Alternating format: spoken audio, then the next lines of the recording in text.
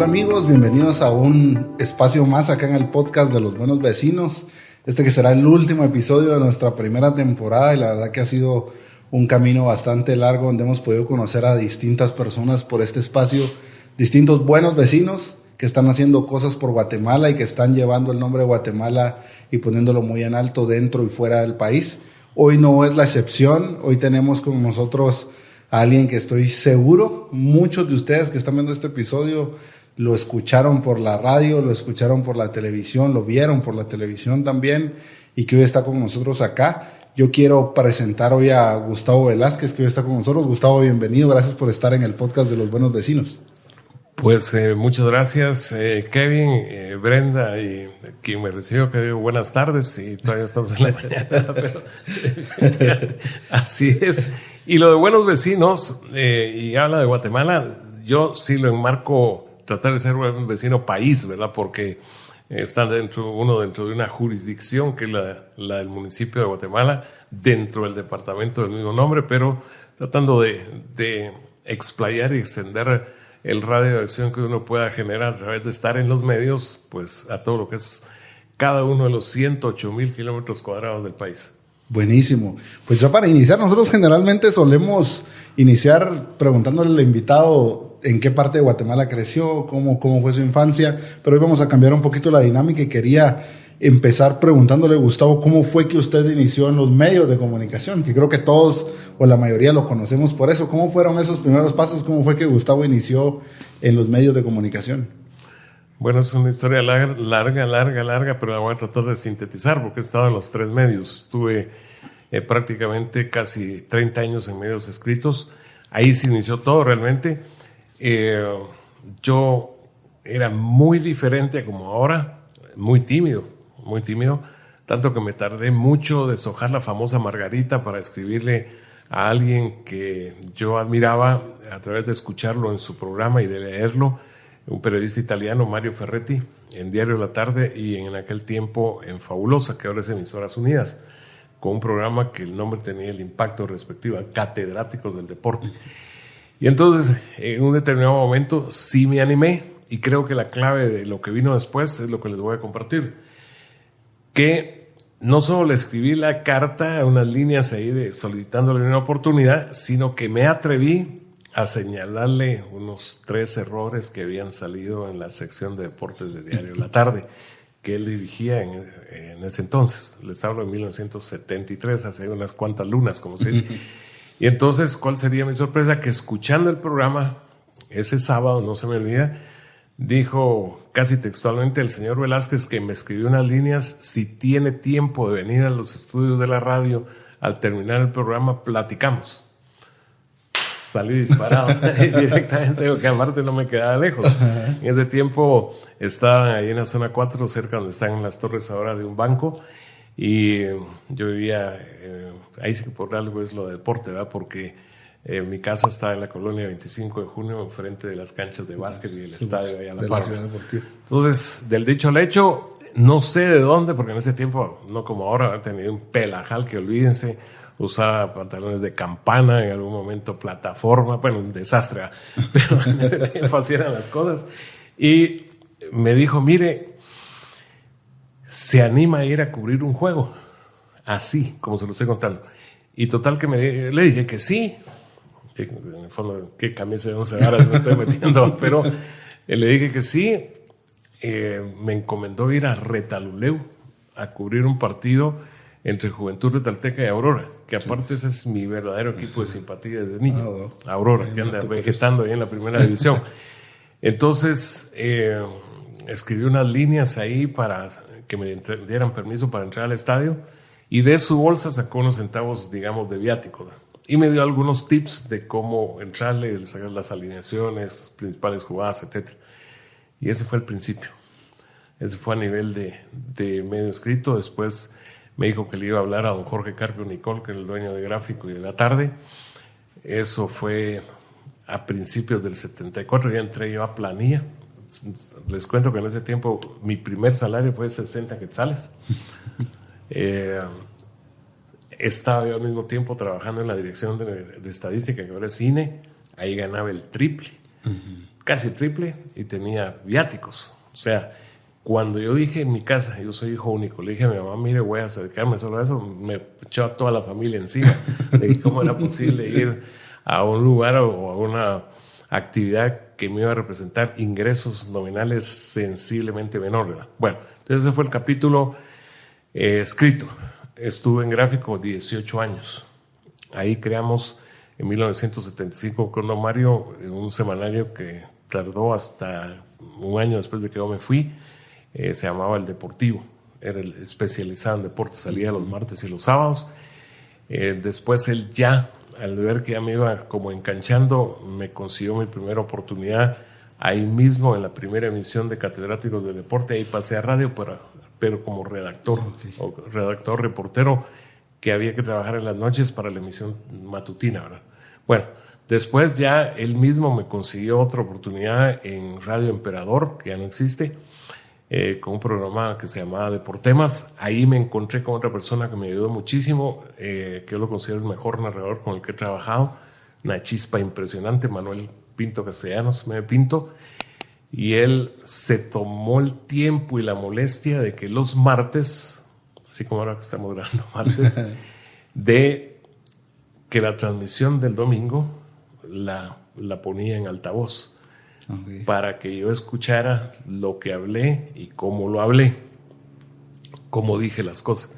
Ya que, miren, eso ya lo repitió, eso lo volvió a decir, eso, las famosas muletías, ¿verdad? Entonces él me depuró en ese sentido, se lo agradezco infinito a Meme, que en paz descanse, y así comenzó a desarrollarse el tema radial. Les hablo ahí de la frontera entre 1975 y 76. Y después lo de la televisión, así como lo van a escuchar, parece de Ripley, pero así fue. Miguel Ángel Ordóñez, que en ese tiempo tenía su noticiero El Deportito, que el eslogan era chiquitito pero completo. Lo tenía en radio, lo tenía en televisión. Me envió al principio de la semana una invitación de que el jueves de esa semana estaría la inauguración de un programa en la tele, Canal 7. Yo fui como invitado, me fui con un pullover, medio arreglando los colochos, etcétera. ¿Y cuál sería mi sorpresa? Que cuando él comenzó a presentar al personal, dijo, entre el público está un joven colega que va a formar parte del programa, y es tal persona.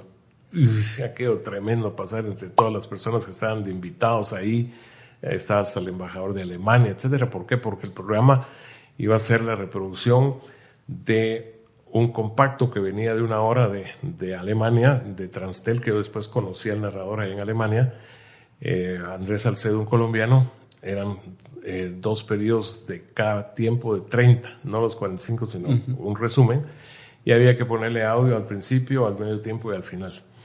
Total que me dijo, mire, Tavo, porque así me decía, yo sé que lo sorprendí, si no, total que me dijo que comente un colega que estaba ahí también el primer tiempo, si usted ve cómo va a ser la mecánica, y luego el segundo tiempo coméntelo usted.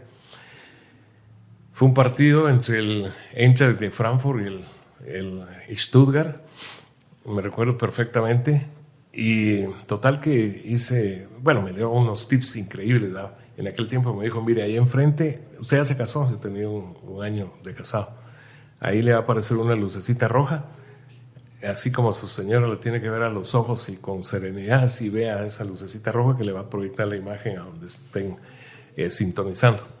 Y total que fue un tip así sobre la marcha, pero vital e importante para generar uno confianza y no estar, como se dice en términos chapines, todo chiviado ahí, no saber qué decir. Entonces, creo que me salió bien eso del comentario, porque al terminar recibí pues prácticamente felicitaciones hasta de alemanes que estaban ahí, que hablaron de que conocía yo el fútbol de su país, algunos dijeron que más que ellos, etc. Y entonces ese fue el tema televisión, o sea que ahí lo escrito, lo radial y lo de televisión.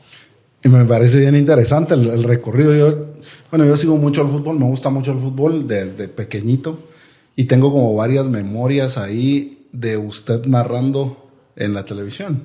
Tengo varias memorias a lo largo del tiempo, y no solo mías, sino también de mi abuelito, de mi papá, que nos escuchamos por ahí. Pero ahora, adentrándome un poquito más en este tema de la comunicación y de todo lo que esto conlleva. ¿Cómo que nos vio una comunidad bastante grande de becados que nosotros tenemos a lo largo y ancho del país, que muchos de ellos están terminando su diversificado y están pensando en qué continuar o qué estudiar? ¿Qué les diría Gustavo a estos potenciales profesionales que quieren dedicarse a la comunicación? ¿Qué consejos podría darle usted de su expertise, que vemos que es bastante? Bueno, en primer lugar, yo tengo la suerte de que estoy trabajando en lo que me gusta. Eso es muy importante, el famoso pez en el agua, ¿verdad? Se tiene que tener eso de una inclinación que van haciendo natural. Yo ya lo decía, hasta por la vecindad que yo tuve, los escenarios de deporte, etcétera, y luego irle agregando, porque es vital, el conocimiento. Yo se lo he dicho a muchos jóvenes, he colaborado con tesis y demás, y que me han invitado a pláticas, y algo fundamental es de que usted, por ejemplo, sepa de lo que está hablando y de lo que está comunicando. Yo sé que ahora está don Google, que ayuda un montón, pero tiene que tener de propia inclinación el haber indagado tal cosa, tal otra. Yo me siento para eso un poco, tal vez curioso sería. Acabo de ver un dato para ponerles en contexto y me llamó la atención de que alguien que todos ustedes conocen como Guillermo Ochoa, el tercer gol del partido del domingo pasado contra el Cagliari representó el gol 1000 que a él le anotaron. Entonces, para mí ese es un detalle que hay que desmenuzarlo y por qué se llegó a tantos goles al margen del montón de atajadas que ha hecho, ¿verdad? Y así por el estilo. Entonces, porque es importante ante el teleauditorio, ante el radio oyente o ante el lector, que él o ella se den cuenta que quien le está transmitiendo algo tiene conocimiento de ese algo. Entonces, esas son dos cuestiones fundamentales. El que le guste, el que tenga, porque yo les pongo un ejemplo que me impactó. La semana anterior yo le di el clásico, porque así se dice, jalón a una persona que es conocido, pero no lo sabía. Le dije, mire, ¿usted a qué se dedica? Y entonces me dijo que él fíjense, son tiempos de Guatemala y de muchos países en el mundo.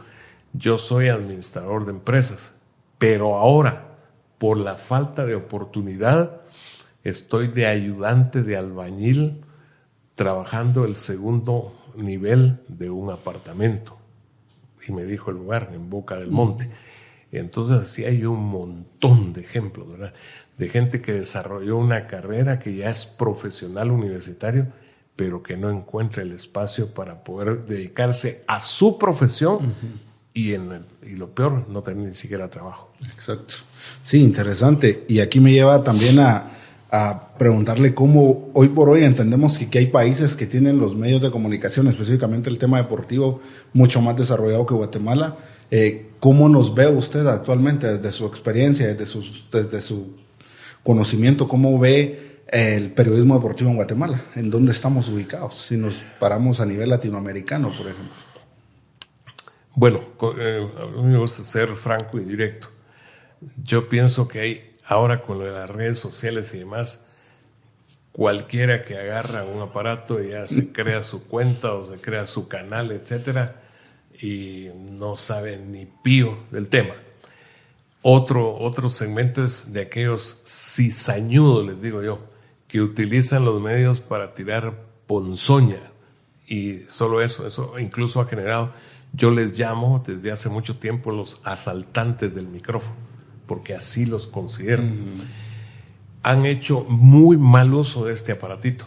Este aparatito es fantástico porque lo comunica uno con infinidad de personas, pero hay que saberlo usar. Totalmente.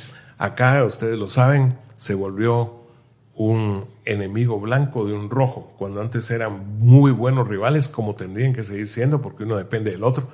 El Municipal se siente orgulloso que le ganó el clásico al rival y al inverso igual. Entonces, y sobre todo, fíjense lo que voy a decir, hay empresarios que les han dado el espacio. Ahí para mí arranca la raíz del problema, porque si no, no tendrían, salvo las redes sociales donde uno, como decía, abre su canal, etc. Yo me encontré hace mucho tiempo con andaba haciendo la gestión porque yo tengo mi página de Contacto Deportivo, que antes fue en radio, como programa, y me llamó la atención y sale a colación por lo que estamos hablando, de que el primero en la lista del gerente general de esa entidad que aparecía para darle publicidad era uno de esos primeros asaltantes del micrófono. Entonces, eso es tremendo. Y a nivel de medios respecto a México, México está muy adelante. Incluso ustedes han visto, por ejemplo, ESPN. ESPN está llena de mexicanos porque su canal original está en Connecticut y desde ahí giran a toda esa gran masa de mexicanos que está en Estados Unidos, en cualquiera de los estados.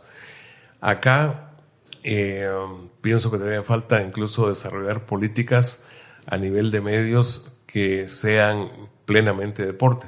Yo menciono las dos telefonías, yo le digo la de 4 letras y la de 5 letras, que están metidas de lleno en eso, y eso ha representado trabajo para una buena cantidad de colegas para descubrir algunos valores, etcétera. Pero globalmente estamos rezagados. Sí, pues estamos lejos de las grandes potencias, veámoslo así. Ahora que menciona México, para entrar un poquito, yo mientras leía un poquito de su biografía y de lo que ha estado, cómo fue ese famoso tema de los cachirules. Sé que tuvo mucho que ver por ahí y que nos pueda contar ahí un poquito de eso también, porque es curioso. Yo cuando lo leía me pareció curioso y dije, voy a aprovechar la oportunidad. No todo el tiempo tenemos la oportunidad de sentarnos con personajes como usted y personalidades del deporte como usted, que nos cuente un poquito de eso, si podemos platicar un poquito de eso. Hola, ¿qué tal? En esta oportunidad quiero invitarlos a que puedan apoyarnos donando desde 25 quetzales a todos los programas de Good Neighbors. Los enlaces los pueden encontrar en todas nuestras redes sociales para apoyar a la comunidad guatemalteca. Muchas gracias. Eso fue en 1988, pero me lo puso como que fuera hoy que estamos platicando. Y en primer lugar, sí, le digo yo, ni de personaje, olvídense, yo soy, claro, triple C. ¿Sabe qué es ese triple C? Cuéntenos. Ciudadano, común y corriente. Ok. Bueno, entonces, eso de los cachirules. El auditorio o el teleauditorio es formidable. Yo les digo que se convierten en fantásticos corresponsales, en espontáneos colaboradores, etc. Yo en ese tiempo tenía un programa que ya no lo pude continuar porque tenía casi a la par Contacto Deportivo y me decidí por Contacto en lugar de Diálogo Deportivo. Y estaba en una emisora para la que trabajé cuando estaba en Zona 1, que es Radio Sonora. Ahí el programa lo tenía en la noche y el operador de ese tiempo era alguien de talla pequeña. Y metió un fondo musical y se movió de la cabina de operación a la de locución. Y me dijo, Gustavo, fíjese que apareció un oyente que dice que están presentando en Imevisión, que después se volvió TV Azteca, algo sobre jugadores de la sub-20 mexicana que se pasan de la edad. Entonces, capturámelo, le dije, o sea, retener la llamada, para yo salirme de la cabina de locución e ir directamente a la otra. Entonces platiqué con la persona y me dijo, fíjese que José Ramón Fernández acaba de mostrar la edad al aire, así en cámara, de 3 jugadores de México que sobrepasan la edad, con la que vinieron a competir acá en el Norseca Sub-20. Entonces, para no hacerlo muy extenso, al día siguiente me comuniqué yo con José Ramón Fernández.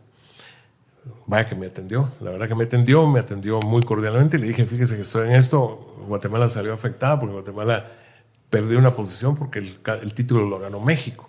Y le conté que yo justamente para un amistoso Guatemala-México en el extinto Estadio del Ejército, yo al nomás entrar de la 12 Avenida y ver hacia el campo, le dije a un directivo que iba a la par, que yo lo tengo ahora como innombrable, porque fue uno de los que hizo averías a nivel de FIFA y amaño, un montón de cosas. Entonces ya ese nombre ya no lo voy a volver a decir en lo que me reste de vida, poco o mucho. En el sentido de que el número 3 no puede ser de 19 años, no puede ser, y el arquero tampoco, solo así de prima vista, ¿no? Bueno, total que le di forma al asunto y me puse de acuerdo con José Ramón. Él me mandó en aquel tiempo un cassette con el programa ese que sacó al aire, donde están elocuentes, así en primer plano, la sociedad, ¿verdad? Entonces, armado de valor o de decisión, averigüé dónde vivía el presidente de la Federación de Fútbol, que después fue ministro de Finanzas y presidente del Banco de Guatemala, y de noche. Tanto que cuando el que me salió a abrir ahí en una colonia en la zona 14, y le dije quién era y que llegaba por el licenciado, pero sí le entró a hablar y me permitió la entrada y le dije, mira, Oscar, fíjate que traigo aquí un material que hay que verlo, y esto yo no lo puedo hacer, yo lo voy a denunciar, pero tiene que ser la federación la que haga la denuncia formal. Entonces lo vio y yo vi los gestos de que asombrado y demás, ¿verdad? Porque eran muy elocuentes, muy contundentes. Pero mira, me dijo, es que fíjate que tenemos buenas relaciones con la Federación de México. Yo lo sé, le dije, pero mira, este es un delito, porque es una falsificación de documentos públicos, vos sos abogado, vos eres abogado. Total que lo convencí y Guatemala presentó la protesta oficial ante FIFA. Y estaba con mi equipo de contacto deportivo en el estadio José Mariano Arzú de la Cervecería, cuando un oyente que estaba oyendo dijo, don Gustavo, se quedó con la suya. Y me acerqué a donde él estaba en los graderíos, porque tiene una parte de graderíos. Me dijo, fíjese que acaba la FIFA de suspender 2 años a México de toda competencia. Se quedaron su mundial, ¿cierto? Se quedaron, y sobre todo don Hugo Sánchez, cuando estaba Hugo en aquella época grande en el Real Madrid, sin jugar eliminatoria para ir a Italia 90. Ese es el tema de los cachirules, que tuve otro aliado que en ese tiempo era de los ejecutivos de Aviateca, que así se llamaba en ese tiempo, y que me traía en todos los vuelos matutinos todos los periódicos de México. Es decir, una montaña de periódicos para ir a darle seguimiento, porque ellos lo hicieron grande también. Y después el presidente de la Federación Mexicana, el doctor del Castillo, me dijo que por qué había hecho yo eso.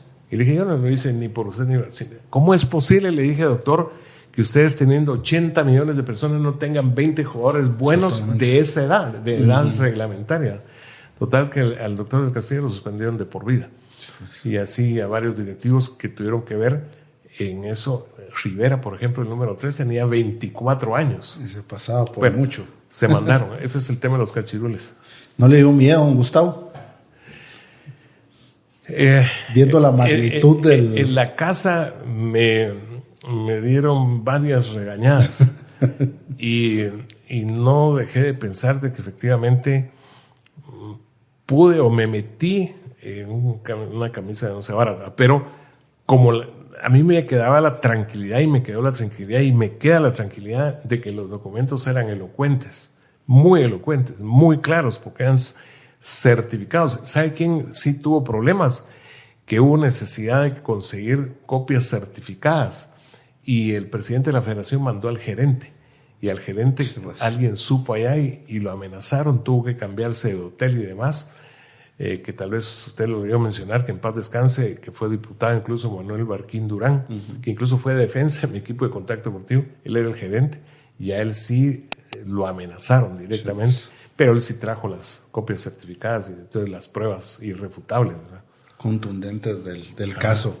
Y también hablando siempre de estos temas del deporte y demás, vi por ahí también en las reseñas cómo fue ese momento de conocer a Diego Maradona, que vi una foto ahí que creo que es icónico, también está en el Nacional entregándole una plaquetita. ¿Cómo fue ese momento? Que nos cuente un poquito. Bueno, eso fue el 27 de enero del 82. La realidad es que Diego y todo Boca Juniors debieron estar en la cena de los campeones. Yo ya tenía el arreglo para que el plantel de Boca estuviera completo allí, pero las situaciones de vuelos hicieron que desde donde ellos venían, un traslado muy largo desde Japón, ya no llegaran el día que en la noche era la cena, sino que llegaron al día siguiente, tanto que llegaron en la mañana y jugaron en la noche aquí con Telecomunicaciones. Entonces esa plaqueta que ya estaba elaborada, que se le iba a entregar a Diego de Ciudadano del Mundo, y el agradecimiento por el aporte que le da futbolísticamente alegría a la gente en cualquier parte del mundo, hubo necesidad de hacer la entrega en el Mateo Flores. Entonces ahí está la foto donde usaba barba de candado en ese tiempo y pues tuve aquello de unas breves palabras con él porque andaba haciendo movimientos de calentamiento ya en el campo, pero son de aquellas que no se dan todos los días, ¿verdad? Totalmente. Y él vino todavía sin haber hecho la super campaña que hizo, sobre todo en el Napoli, porque estaba todavía con Boca, donde había salido campeón justamente el año anterior. Y justamente haciendo pareja con otro que después aquí fue técnico de Municipal y de selección, hablando de Miguel Brindisi. Sí, pues. Así es el contexto de la famosa foto con don Diego. Y aquí quiero aprovechar para ya luego irnos al último bloque y meternos al tema de los libros y cena de campeones. Pero antes de despegarnos completamente del campo, quiero preguntarle a usted quién es el mejor futbolista de la historia. Por kilómetros. Como de aquí a Sao Paulo, de aquí a Santos o de aquí a Río de Janeiro. Edson Arantes do Nascimento Pelé. Pero así, con los ojos cerrados. De muy lejos. Sí, no, es que él era y fue una persona completísima. Ahí tengo una anécdota, se la puedo contar rápido. Sí, con gusto. Un sábado, sabiendo que jugaba Santos al día siguiente, domingo, contra Comunicaciones. Entonces, con un amigo de la colonia 25 de junio, decidimos ir al Montel Plaza, que todavía está ahí en la zona 4. Y aquellos tiempos, diferente ahora que hay seguridad y hay un montón de protocolos y anillos de seguridad y todo el rollo. Y entonces preguntamos por él. Y el de recepción nos dijo, está en la habitación 8. Así le dijeron dónde está. Sí. Y entonces nos fuimos los dos por los güeros, ¿verdad? Y nos atendió Edson de una forma impresionante. Y mi amigo, que se llama Luis Meyer del Pozo, tuvo la chispa. A mí se me apagó. Pero lo de él de llevar un balón. Entonces a él le puso la famosa P y el Pelé, ¿verdad? Y aquel lo mandó a barnizar y le puso un pedestal y tiene una joya ahí. Así como lo mío de la foto con Diego, etcétera. Lo de él es forever. No sé si Luis, que tengo añales de no verlo, pues todavía está en este mundo, y su familia, etcétera. Pero tuvo ese chispazo. Y él nos atendió tan cordialmente, estar uno a la par de esa figura y sí, tan coloquial la charla, etcétera, ¿verdad? Y no estaban estas cosas también, ¿verdad? Para porque, documentarlo. ¿sí ves? Para aquello de dejar testimonio de todos los ángulos habidos y por haber. Pero lo futbolístico, él no tiene comparación, de verdad. Geniales. Sobre todo yo tengo una teoría que los zurdos son más vistosos. Totalmente. Porque es un perfil que, digamos, ¿usted, Brenda, es derecha o zurda? Derecha. Va. ¿Cómo se llama el amigo? Wider. ¿Sos derecho o zurdo? Derecho. ¿Usted? Derecho. Yo también. Entonces aparece un zurdo y ese se va a ver más vistoso por el perfil, etcétera. Y nadie va a negar la teoría. Yo tengo incluso un hijo que se llama Franz, porque acaba de morir Beckenbauer. Okay. El Kaiser era, desde su posición de atrás, un genio, ¿verdad? Totalmente. La prestancia de siempre la cabeza arriba, saber salir jugando, etcétera.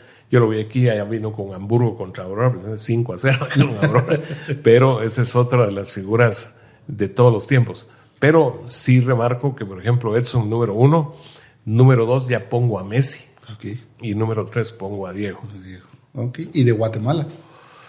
También acaba de fallecer el año pasado, un gran jugador. Él fue el segundo que fue a España. Por estar tan ligado a Aurora, tuvo que ponerse firme. El ministro de la Defensa de ese tiempo dijo, él es patrimonio de Aurora y regrésenlo. Y había hecho una gran campaña con el Hércules de Alicante y ya no le permitió continuar. Jorge El Grillo Roldán, capitán de las selecciones más exitosas de Guatemala de todos los tiempos, capitán de la selección que ganó el Norseca, que por cierto, el 19, el próximo martes, se cumple 57 años de ganar el título, el único que hay de lo que ahora, por ejemplo, es Copa Oro para hacer el parangón. Jorge, una personalidad, y así, ¿verdad? Por ahora le pusieron El Grillo. El nombre de Carlos Ruiz, nadie va a negar la dimensión que tuvo por el hecho de la internacionalización de sus goles, etcétera, pero un gran jugador. El otro era una estrella. En el caso de Jorge Roldán, jugador todoterreno. Incluso yo jugué una vez con él amistoso. Y al decir todoterreno, estaba jugando en el arco y en el campo de José Mariano Arzú, y me dijo, mire, deme a mí la pelota así cortita. Entonces llegaba hasta el área y uno se la da corta y desde ahí iniciaba. Él hacía todo lo demás. No, tremendo, de verdad, sí, impresionante. Buenísimo. Y bueno, muchos de los que estamos acá en el espacio y que los que están viendo esto seguramente nos hemos decepcionado a lo largo del tiempo con que no vamos a un mundial y nos quedamos ahí cerquita. y lo hemos llorado. Otros, mi abuelito, por ejemplo, dice, tengo tantos años y ya primero creo que me voy a ir antes de verlo. ¿Cómo ve este proceso, don Gustavo? Este proceso que estamos ya por empezar cerquita. ¿Será que esta vez sí se nos da o estamos lejos, como siempre? Bueno, sí, con toda tranquilidad, el don guárdelo ahí, por ahí. Bueno, fíjese que con todo y que no estarán ni México, ni Estados Unidos, ni Canadá, que ha crecido mucho en los últimos tiempos, yo lo veo muy difícil. Esta cuadrangular en la que ya estamos y que se jugarán 2 partidos en junio y otros 2 en junio del otro año, yo creo que sí la vamos a pasar, o primero o segundo, ¿verdad? Pero después con la cuadrangular que hay que ganar para ir al Mundial, y si no, nos tocaría un repechaje contra un asiático, contra uno de Conmebol, eso sí es mucho, pero muy difícil. Yo el domingo entrevisté a uno de los campeones del Norseca del 67, el ingeniero Ignacio González Lam, y él explicó, le voy a mandar a Brenda el link para que se lo distribuya. Explicó con una claridad pero admirable el por qué Guatemala antes fue lo que fue, sobre todo en la década de los 60s, y después ha venido un degradé. Le pongo un ejemplo. Fuimos a Panamá y iba perdiendo Guatemala 2-0 con Panamá, normal, según ellos, porque estaban en casa, pero ahí Guatemala hizo un segundo tiempo formidable y metió 2-4, y el partido de vuelta aquí 7-0. Ahora olvídense, acabamos de jugar y 1-1 acá y 3-0 allá, ¿verdad? Entonces, las cosas se dieron han cambiado. Y mira a Nicaragua, con el Real Estelí haciendo la batalla que le hizo a la América y Comunicaciones dando pena contra Monterrey. Entonces ahí, yo uso la frase que Dios nos tome confesados, porque de verdad que se viene la noche, diría mi papá. Bastante duro, bastante duro. Ok, y ahora sí, para ir cerrando, Gustavo, platiquemos un poquito de los libros escritos. Sé que tiene 4. un par de libros ahí escritos, que nos cuente un poquito cuáles son y cómo fue el proceso para hacerlos. Bueno, el primero decidí, porque trato de priorizar lo nuestro. El primero se llama Fútbol de 4 décadas. A esa altura yo tenía mi primera década fue como admirador del fútbol y observador del fútbol como niño y adolescente. Ya después los otros 3, para llegar a esos 4, fueron ya en el campo profesional, ¿verdad? Entonces hice un compendio de todo lo que vi a esa altura, hasta llegar, incluso logré meter, aunque no era fútbol, que un poquito antes de salir a circular el libro, Jaime Viñals conquistó el Everest. Luego recibí, le digo la otra vez, lo de los colaboradores y gente espontánea. Vino un ex cónsul de Guatemala en Brasil y me trajo un libro impresionante, escrito por un colega, yo no digo carioca, muchos dicen cariocas, que cariocas son solo los de Río, aparte están los paulistas, los gauchos, etc. Entonces, de ahí decidí yo hacer la versión de todos los mundiales. Y en el 2010 publiqué, que me salió de 408 páginas, ese libro. Después ya saqué la continuación, todos los mundiales 2. Estoy dando los primeros pasos para todos los mundiales 3, para colocar ahí Rusia 2018 y Qatar 2022. Y las eliminatorias estas hacia el United, ese va a ser el contenido básico. Y el año pasado publiqué Fútbol de 6 décadas, o sea, abarcando las otras 2 décadas desde el primero, y ese es el que está circulando.